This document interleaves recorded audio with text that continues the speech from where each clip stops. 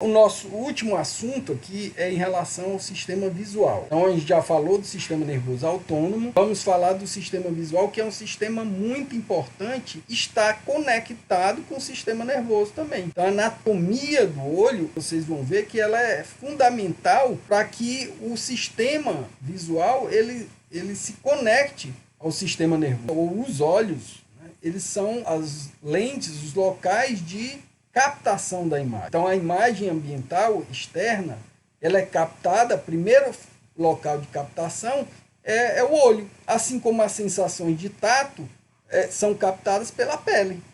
Então a pele tem que estar conectada ao sistema nervoso central. Da mesma forma que o olho tem que estar conectado ao sistema nervoso central, para que as informações cheguem, sejam processadas e as respostas venham. A mesma coisa se pode se falar do sistema auditivo. O sistema auditivo ele capta informações auditivas que podem se somar aos estímulos visuais para que a resposta venha com mais intensidade. Eu já mostrei para vocês alguns exemplos da captação auditiva. Quando o indivíduo reage a um determinado som, movimentando a cabeça para um lado, a cabeça para o outro, nada mais é do que a captação pelo pavilhão auricular, o ouvido interno, o ouvido externo, captam essas informações que se conectam ao sistema nervoso central. O olho é essa fonte de captação. Então ele é dividido. Primeiro a gente precisa entender um pouco sobre a anatomia do olho. Então ele é formado por uma esclerótica, que é formado por uma camada de tecido epitelial escamosa, que é na verdade a córnea, essa região mais interna aqui. Você tem a córnea. Tem a íris, que é aquele local pigmentado do olho. Então, a íris ela pode ter diferentes tipos de pigmentação e, por isso, você tem a coloração diferenciada do olho. Então, a íris é que tem a capacidade de concentrar pigmentação. E a gente tem uma camada vascular, que, por ser um tecido vivo, ele precisa de sangue também. Então, o sangue chega e se ramifica por várias estruturas. E é dividido em câmara anterior e câmara posterior. A câmara anterior ele tem uma estrutura bem organizada após a íris e a pupila, e ela é pequena. A câmara posterior do olho ela é uma estrutura maior, bem mais desenvolvida, e ela separa essas regiões externas das regiões mais internas do olho. E a gente tem uma estrutura que é chamada de retina. Essa estrutura da retina ela é formada por vários tipos celulares, que dão a capacidade de detectar cores com um espectro de cor diferenciado. Então, essas células, que são os cones e os bastonetes, são responsáveis, são como pequenos neurônios diferenciados. Elas compõem o sistema nervoso, que é formado por diferentes tipos celulares. A íris tem aquela região onde tem a coloração, a pupila é o local que controla a entrada de luz e vai incidir sobre a retina. Então, a retina ela capta a luz com mais intensidade ou com menos intensidade, de acordo com a abertura ou fechamento dessa pupila.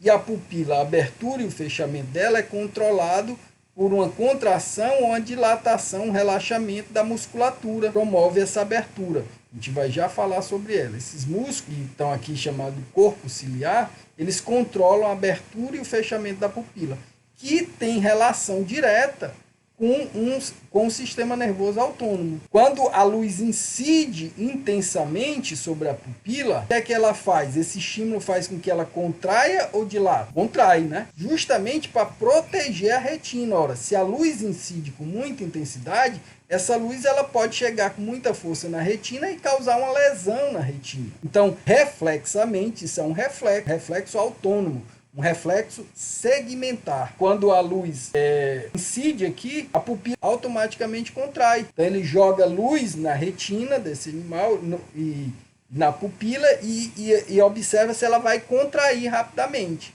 Se ela contrai rapidamente, esse reflexo ele está íntegro. Agora, se o animal tem algum problema e ele não consegue contrair, é um sinal que ele pode ter algum problema. Então a pupila ela regula a passagem de luz por essa lente aqui, que é chamada de cristalino. Incidência de luz sobre a retina vai ativar essas células aqui, que são os cones e os bastonetes, que se organizam, e todos esses potenciais de ação que são estimulados aqui por essas células vão ser derivados por essas estruturas captadas por nervos aferentes. E esses nervos aferentes levam essa informação até o sistema nervoso central. Então aqui a gente tem toda a estrutura. Aqui é o exame do fundo de olho do animal. Então, o que a gente vê? Aqui, ó, essa luz aqui é justamente quando você coloca e faz um exame, você vê isso aqui que é a incidência da luz sobre o nervo óptico, que é essa região aqui, ó. Então aqui o nervo óptico ele pode ser visto. Quem já foi no oftalmologista, muitas vezes você precisa fazer um exame que é chamado de fundo de olho,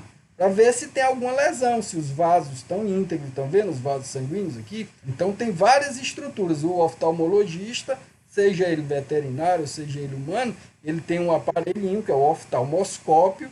Ele joga a luz e se aproxima e ele observa internamente como está essa estrutura. Tem alguma lesão na retina, ele pode observar aqui por esse exame de fundo de olho. O deslocamento da retina, quando a retina se desloca, isso prejudica a visão do indivíduo. Então, tudo isso pode ser observado através do exame de fundo de olho. Então aqui, ó, mais uma vez, para vocês verem o olho, entenderem a anatomia do olho de uma forma simplificada, mas numa outra perspectiva. Então aqui a gente está vendo um olho cortado transversalmente, vendo ele de cima. Imagine que ele foi cortado transversalmente. Então a porção inicial aqui é a córnea. A gente tem aqui a câmara anterior. Estão vendo essa estruturazinha aqui da câmara anterior? A pupila, a íris, ó, que é aquela estrutura que dá coloração no olho do indivíduo. A câmara posterior aqui, os ligamentos, o corpo ciliar, que é um músculo que tem relação direta com a deformação do cristalino, que é essa lente. Então, quando esse músculo contrai, significa que essa lente ela sofre uma deformidade, ela fica mais côncava ou mais convexa. Isso vai fazer com que a incidência de luz seja diferente nessas estruturas da retina, que é onde capta a luz. Aqui na retina é formado por todas aquelas células que aqui não está sendo mostrado, mas essa estrutura da retina é formada por uma diversidade grande de cones e bastonetes, que são como se fossem pequenos neurônios rudimentares, que se conectam numa rede neuronal de neurônios rudimentares para que mande os potenciais de ação para esse nervo aqui, captam esses potenciais de ação aqui. O nervo óptico, portanto,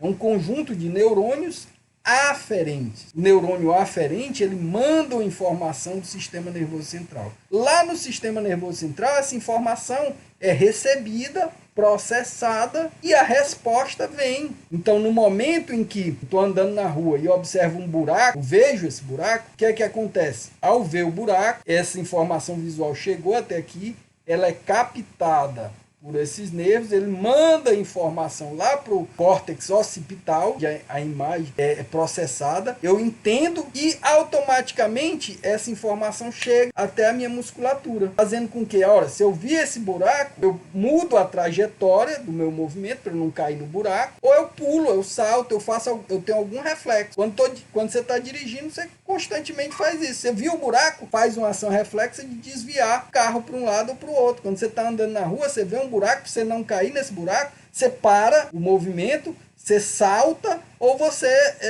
simplesmente desvia a trajetória do movimento.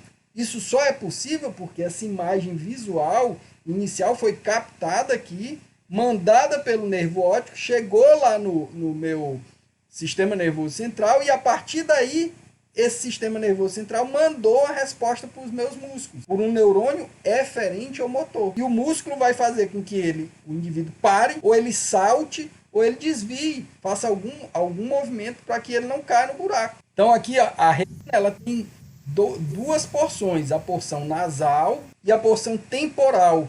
E aqui essa porção temporal ela tem mais conexão com o ouvido externo, né, para o lado, para a porção lateral. Então vejam que tem uma retina que é chamada de temporal e uma retina nasal. Essa retina ela capta informações dos dois campos visuais, o campo visual do lado direito e o campo visual do lado esquerdo. Isso vai ser importante para a gente entender o mecanismo de chegada da informação visual no sistema nervoso central. Então o nervo óptico nada mais é do que uma via aferente, ou seja, uma via que leva informação para o sistema nervoso central. Só para vocês terem uma ideia, existem grande quantidade de neurônios aqui no nervo óptico que é capaz de captar informações que incidem sobre a retina e mandar essas informações para o sistema nervoso central. O trajeto das vias, né, ou seja, a luminosidade que incide sobre a retina, ela vem e é captada pela íris, passa pela íris, pela pupila, nós já falamos. Essas estruturas têm capacidade de regular a incidência luminosa, então a íris regula a incidência luminosa para o interior do olho, dilatando e contraindo a pupila. Então, isso é possível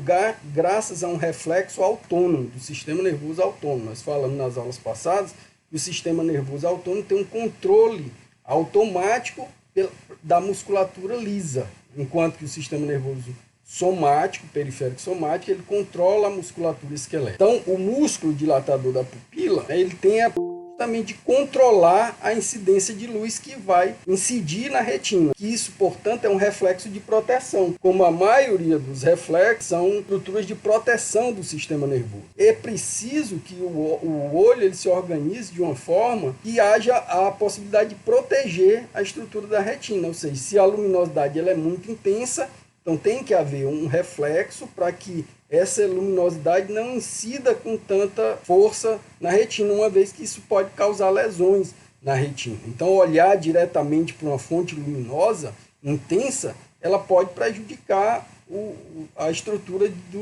das células que compõem a retina, que a gente vai já falar sobre essas células. O nome técnico que nós damos à dilatação da pupila, nós chamamos de midríase, que é feita por uma estimulação simpática. Então, quando a pupila dilata, a gente fala que o animal está em midríase, midríase pupilar, e a partir daí há uma maior capacidade de captação da luminosidade. Isso é feito por uma estimulação simpática, do sistema nervoso autônomo simpático. Então eu falei para vocês que durante o sistema de luta ou fuga, no exemplo que eu dei na aula passada, quando o leão estava caçando ou observando a zebra, né, para que ele tentasse pegar a zebra, quando ele visualiza a sua presa, se você observar o olho dele, a pupila dele automaticamente dilata. E a mesma coisa acontece com a presa. Quando a presa observa o seu predador, ela tem um estímulo simpático que faz com que haja dilatação da pupila. Consequentemente, ela tem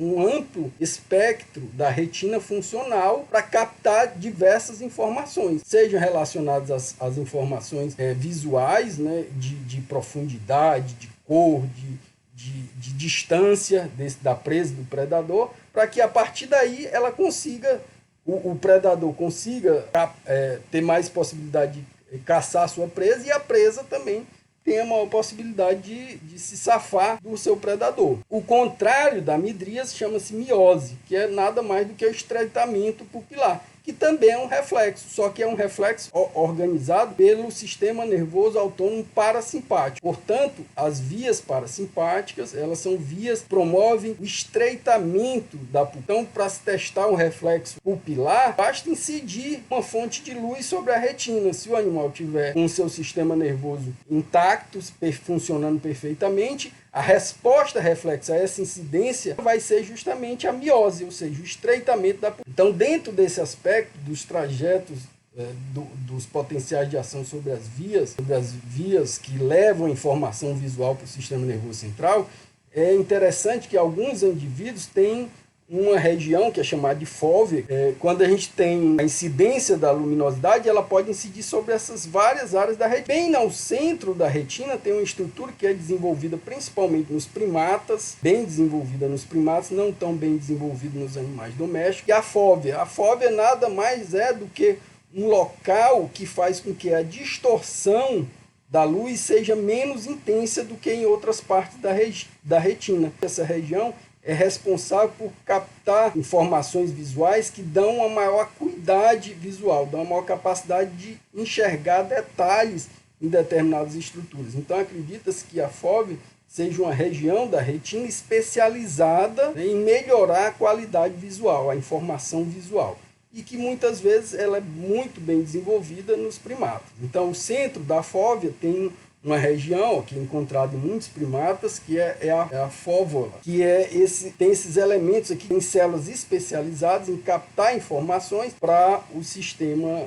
nervoso central. E como essa informação visual chega até a retina, incide sobre a retina, para que aí o indivíduo tenha uma capacidade maior de observar alvos, né, ou estruturas. Então, essa lente aqui, que é chamada de cristalino, ela tem uma capacidade de se deformar ou se alongar porque ela tem uma anatomia que está ligada, né, a ligamentos, como os ligamentos suspensórios do cristalino, e a uma estrutura de músculo ciliar, que nada mais é do que um músculo liso, que, consequentemente, tem uma função contrátil, e que essa função contrátil ela é importante, muito importante, para promover uma deformação, um achatamento dessa lente, ou um aumento no tamanho dessa lente, né, em relação à sua funcionalidade. Então, quando o indivíduo precisa visualizar um objeto que está distante do seu receptor, que é o olho, ele precisa promover um achatamento do cristalino. E esse achatamento do cristalino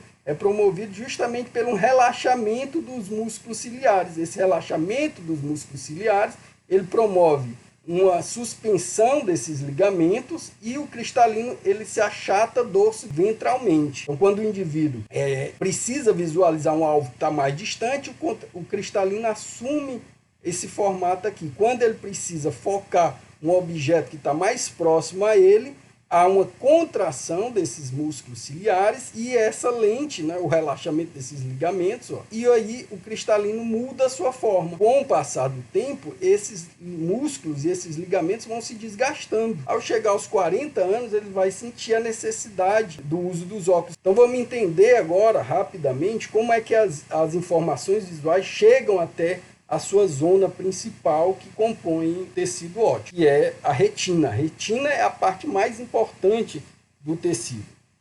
Então vejam aqui que a retina ela é formada por vários tipos celulares, que são nada mais do que neurônios diferenciados. São neurônios que captam informações. E eles são neurônios típicos, porque possuíram ao longo do processo evolutivo uma grande capacidade de se diferenciar daqueles neurônios típicos que nós observamos ao longo da nossa disciplina. Então, o sistema visual ele é propiciado, a retina especificamente, por células bem especializadas em captar informações visuais. Então, ele tem basicamente cinco tipos diferentes de células, que são as fotorreceptoras, que se dividem em dois grandes grupos, são os cones e os bastonetes, e aí eles têm uma forma bem característica, né? Por isso ele recebe esse nome, bastonetes, porque ele tem uma forma assim parecida com bastão, e os cones, porque tem um formato mais cônico, então dá para ver que morfologicamente são células distintas, ou seja, enquanto um realiza uma determinada função, o outro realiza a função contrária a esse. Então a gente tem as fotorreceptoras, são os cones e os bastonetes, temos as células bipolares, que são essas aqui, as células bipolares, justamente porque tem dois polos de comunicação. Então, as células bipolares, elas comunicam a interação entre os bastonetes e os cones, que são células fotorreceptoras, com esses outros tipos de células aqui, que são as células ganglionares.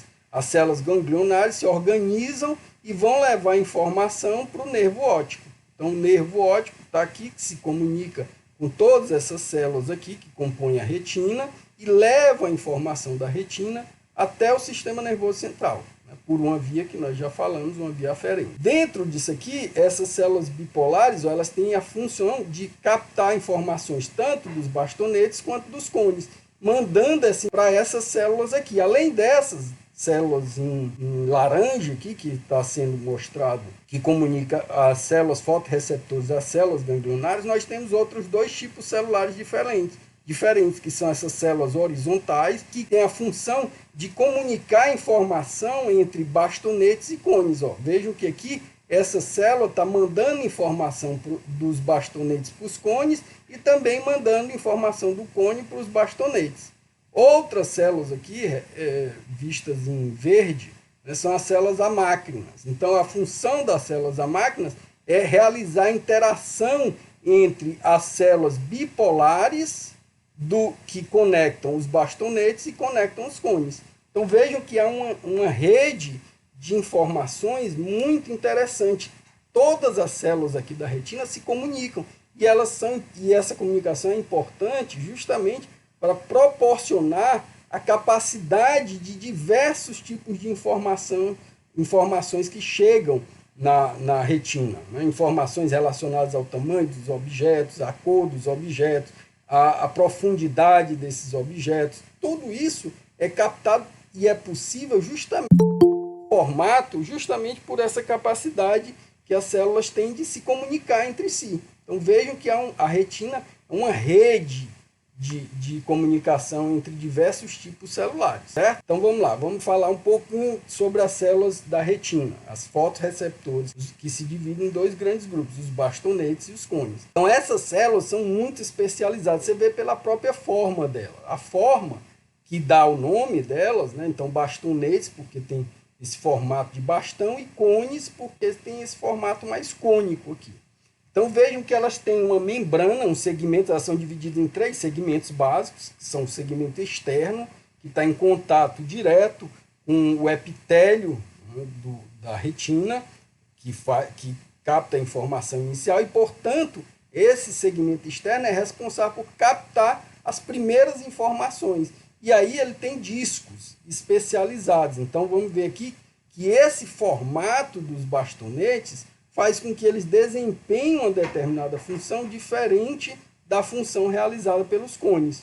Então vejam aqui, ó, os bastonetes eles têm discos bem desenvolvidos, cuja membrana celular, isso aqui nada mais é do que a membrana celular, e portanto essa membrana tem um espaço citoplasmático e um espaço extracelular. Essa organização é responsável por captar grande quantidade de luz. Então os cones têm eles são mais sensíveis à luminosidade, enquanto que os cones, por terem uma membrana, um segmento externo diferente do segmento externo dos bastonetes, eles têm uma menor sensibilidade à luz, à fotorrecepção. Isso vai diferenciar a função de cada uma dessas células. Então temos um outro segmento aqui que é chamado de segmento interno. Vejam que isso aqui é um neurônio diferenciado. Esse segmento interno, portanto, nessa região mais aqui, ao final do segmento externo, nós temos grande concentração de organelas citoplasmáticas, muitas mitocôndrias. Então, se a célula tem muitas mitocôndrias, é porque ela tem uma alta capacidade metabólica. Porque a mitocôndria é a organela celular que é responsável, em grande parte, pela formação do ATP. O ATP, que é uma molécula energética, que é responsável pelo metabolismo celular. Então, essas células concentram grande quantidade de mitocôndrias aqui, porque a atividade desse segmento externo ela é mais intensa aqui. Então, precisa de mais energia. As mitocôndrias se concentram nessa região. Também nesse segmento externo está contido o núcleo dessa célula. E, finalmente, um terminal sináptico, que é o terminal que comunica essas células àquela rede vascular que a gente viu no slide anterior. Então, aqui tem um terminal, ó. Esse terminal se comunica por sinapse com as células horizontais, com as células bipolares, e essas células, por sua vez, se comunicam com a máquina, que se comunicam todas elas com essas células ganglionares. E a partir dessa rede de comunicação, as células ganglionares recebem todas as informações que são captadas por essa rede aqui, que compõe a retina, e manda essa informação ao sistema nervoso central. Então, baseado nessas diferenças funcionais entre os sistemas de cones e bastonetes, a gente pode ver só pela estrutura morfológica da célula a função dela. Animais diurnos, animais noturnos, que têm hábitos diurnos e hábitos noturnos, têm uma diversidade diferenciada dessas concentrações dessa célula. Além disso, a retina se organiza de uma forma um pouco diferente entre esses indivíduos. Os animais de hábito noturno, eles têm uma menor incidência de luminosidade, uma vez que suas atividades metabólicas são mais intensas durante a noite. Então, esses indivíduos, eles têm que ter uma habilidade para a visão noturna. Então, eles têm que ter mais bastonetes do que cone. Essas células têm uma pouca especialidade para distinguir cores, enquanto que o sistema de cones, ele tem uma visão especializada para a visão colorida. Dentro desse caminho, a gente já entendeu como é que a transmissão acontece. Então, o nervo óptico nada mais é do que o caminho que divide a metade das fibras nervosas de cada lado, que cruza para o lado oposto do quiasma óptico. É por causa dessa disposição, o cérebro ele tem capacidade de receber informações tanto do campo visual esquerdo quanto do campo visual direito, através de ambos os nervos ópticos. Então vamos entender como é que esse nervo óptico ele se organiza por meio do quiasma óptico. Então aqui, ó, se a gente for ver, o indivíduo vai ter variações na localização e no posicionamento dos olhos.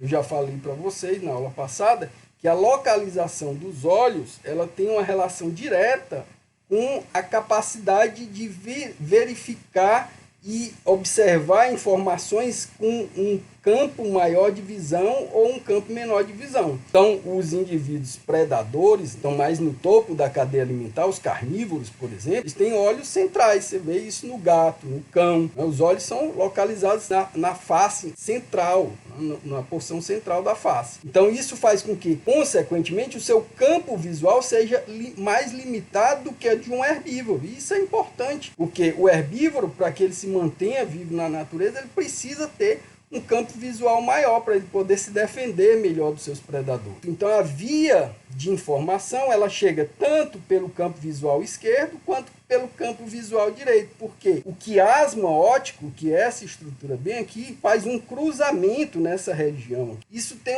um significado funcional muito importante, porque se não houvesse esse quiasma óptico, se o indivíduo perdesse um olho, como a gente sabe que pode acontecer, né, a perda da visão de um olho, isso faria com que as informações de um dos lados do campo visual não fossem interpretadas no córtex visual. Então, a importância do quiasma óptico é que ele proporciona um cruzamento de informações no nervo óptico que leva informações de um mesmo olho para o lado esquerdo do cérebro e para o lado direito. Então, o olho direito manda informações para o córtex visual esquerdo e para o córtex visual direito. E o olho esquerdo também manda informações visuais para o córtex lateral direito e para o córtex lateral esquerdo. De forma que se o indivíduo perder um desses olhos aqui, ele ainda consegue captar informações do campo visual direito e esquerdo, com apenas um olho. Então isso, óbvio que o campo de visão dele reduz-se. E aí você tem 3 tipos de trajetos. Essas vias,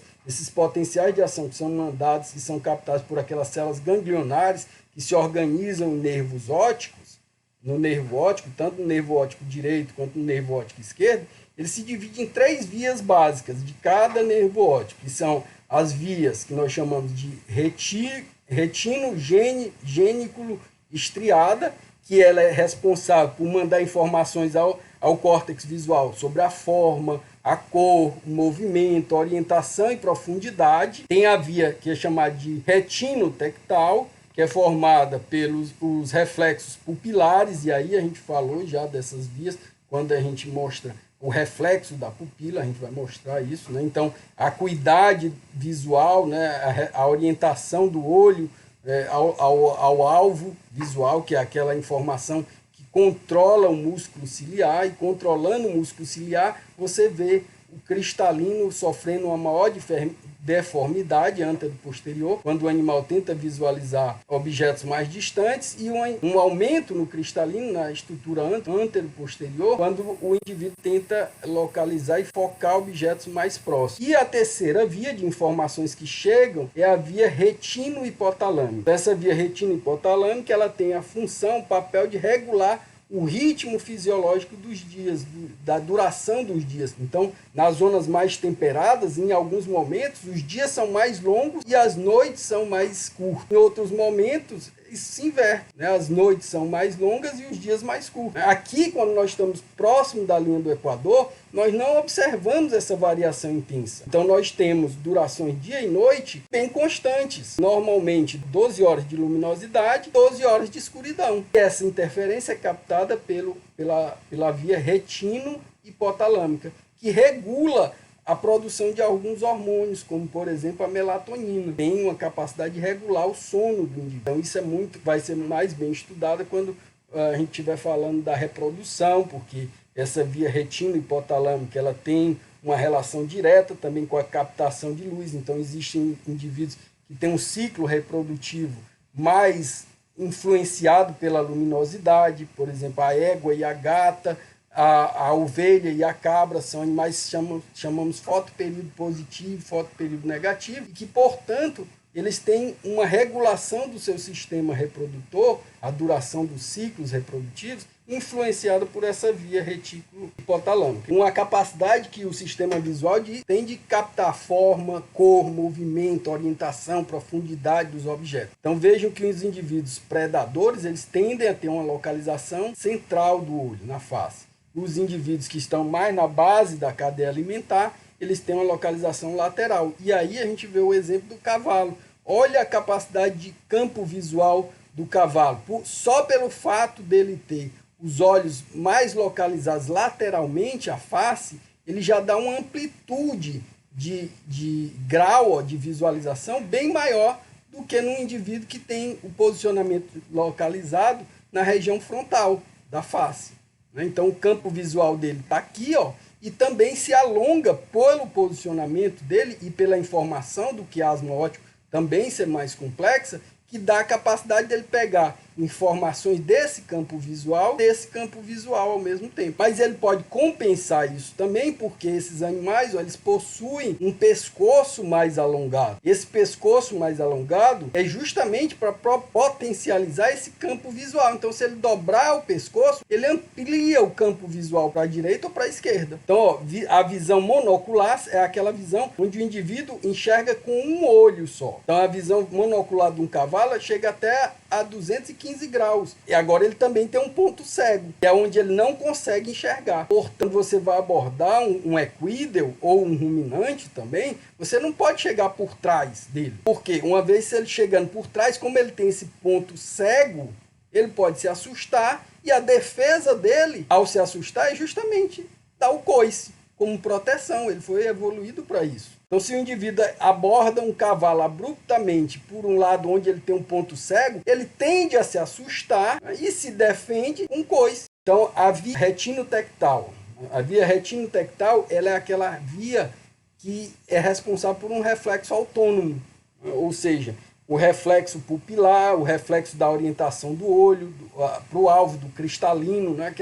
Aquela estrutura que nós vimos. Ó. Então, aqui o cristalino, o músculo ciliar, ao incidir a luminosidade aqui mais intensa ou menos intensa, ou se o objeto está mais distante ou está mais próximo, a gente já viu que há uma modificação nesse músculo ciliar através de uma via. Manda essa informação, ela é processada nessa região dos nervos cranianos, e a partir daí, ó, essa informação reflexa volta por uma via eferente ou motora, nessa via eferente ou motora vai agir sobre esse músculo ciliar. Se ela age sobre esse músculo ciliar, ela faz com que, no caso de um objeto mais distante, que esteja mais focalizado mais distante, ela vai fazer com que esses músculos relaxem e esse diâmetro antero-posterior diminua. Ao diminuir o movimento antero-posterior, há uma modificação na lente e a informação chega mais precisa aqui na retina e, consequentemente, segue para outras vias, como aquela via que eu acabei de falar, que dá a informação sobre forma, cor, movimento, orientação, a via retículo gêniculo estriado. E aí a informação chega até o córtex visual que está localizado aqui e também ao cerebelo. A gente viu que esses sistemas estão bem integrados pelo sistema piramidal e extrapiramidal. Essa mesma coisa em relação ao controle da pupila, né, do estreitamento ou da dilatação da pupila, que nós já comentamos. E, finalmente, para a gente finalizar a nossa aula, a gente tem a via retino-hipotalâmica. Esse é o papel da regulação do ritmo fisiológico responsável pelos os ciclos, né, circadianos, dia claro, dia escuro, que faz o indivíduo identificar melhor a luminosidade e, a partir daí, ele produzir outras substâncias, como na glândula, ela capta, a retina capta informação por essa via. Ela chega até o córtex, as vias da medula oblonga, e da medula oblonga ela faz sinapse com a glândula pineal que está produzindo bem aqui. Essa glândula pineal ela é responsável pela produção de um hormônio que é a melatonina e que dá a possibilidade do indivíduo reconhecer a duração dos dias e das noites. A melatonina ela é muito mais produzida quanto maior for o período de escuridão. Então, ela é produzida à noite, a melatonina. À noite se produz muita melatonina porque a baixa incidência de luminosidade faz com que a glândula seja ativada e a glândula sendo ativada produz e secreta melatonina. A alta incidência de luz faz justamente o contrário, inibe a produção de melatonina por essa glândula. E a partir daí, da melatonina circulante no organismo, o indivíduo consegue ter sua atividade metabólica regulada, a duração das horas do dia e da noite. Isso tem uma relação direta com a capacidade que o indivíduo tem de reconhecer a duração dos dias. Entenderam? Mas é isso, pessoal. Então, com isso, a gente finaliza